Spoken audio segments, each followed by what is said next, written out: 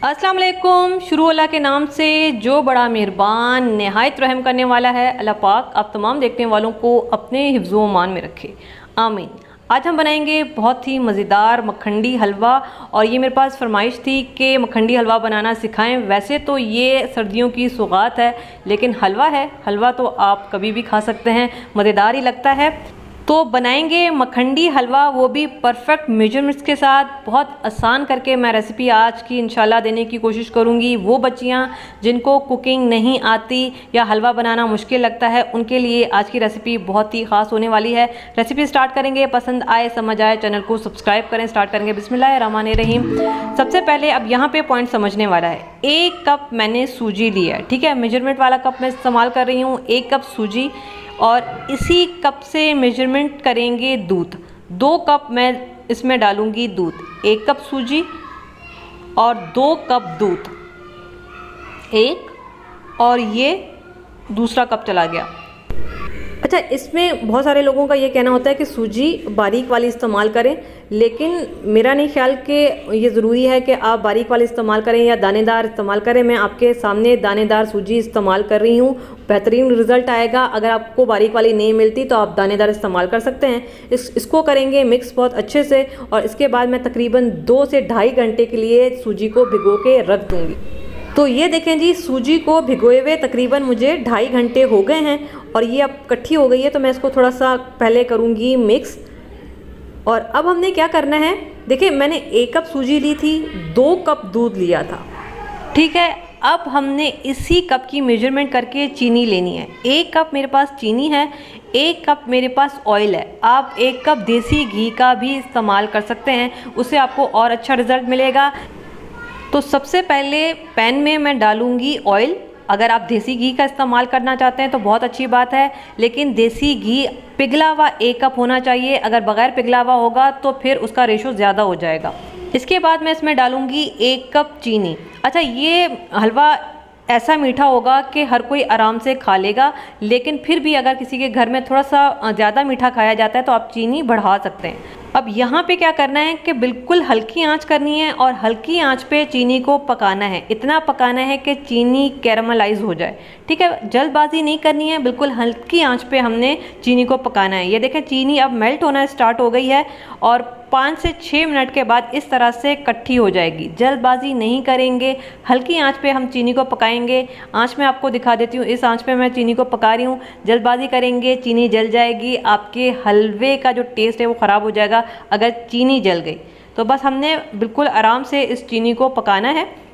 तो ये देखें तकरीबन 10-12 मिनट हो चुके हैं, और चीनी का कलर आपको नज़र आ रहा है, ये बहुत अच्छी सी कैरामलाइज हो गई है, बिल्कुल अच्छी चीनी घुल गई है।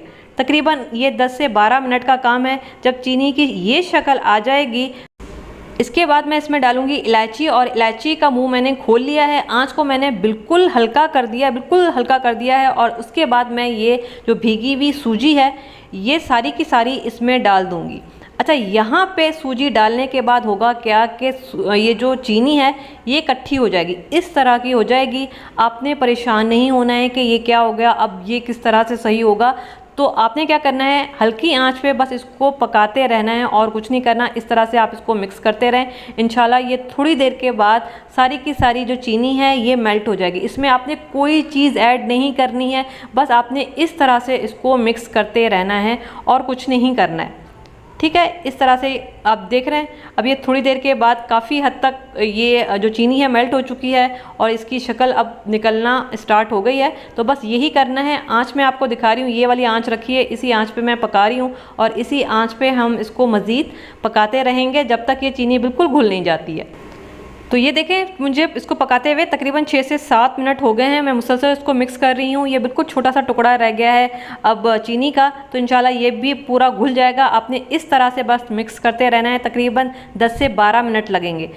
तो ये देखें जी, तकरीबन 12 मिनट हो चुके हैं। मैं मुसलसल चम्मच चला रही हूँ, और जो चीनी इकट्ठी हुई थी ये बिल्कुल घुल चुकी है।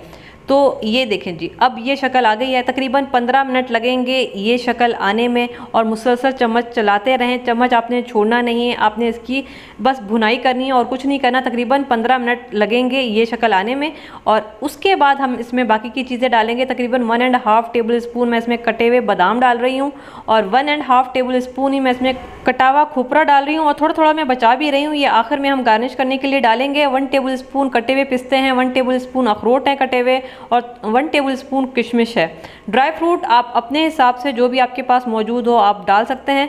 तो ये भी मैं इसमें डालूंगी, थोड़ा थोड़ा डालूंगी, और थोड़ा सा हम आखिर के लिए बचा लेंगे। ये थोड़ा सा मेरे पास बचा है, ये मैं आखिर के लिए बचा लूँगी। और अब हम तकरीबन 5 मिनट मज़ीद भुनाई करेंगे, सिर्फ 5 मिनट मज़ीद भुनाई करेंगे और हलवा हमारा तैयार हो जाएगा। टोटल 20 मिनट की भुनाई है, 20 मिनट की भुनाई है और हलवा तैयार हो जाएगा। तो ये देखें जी, हलवा हमारा तैयार हो चुका है। ऑयल साइडों पे निकलना स्टार्ट हो गया है, ये शक्ल आ गई है, पैन बिल्कुल छोड़ चुका है। अब मज़ीद इसकी मिक्सिंग नहीं हो रही है।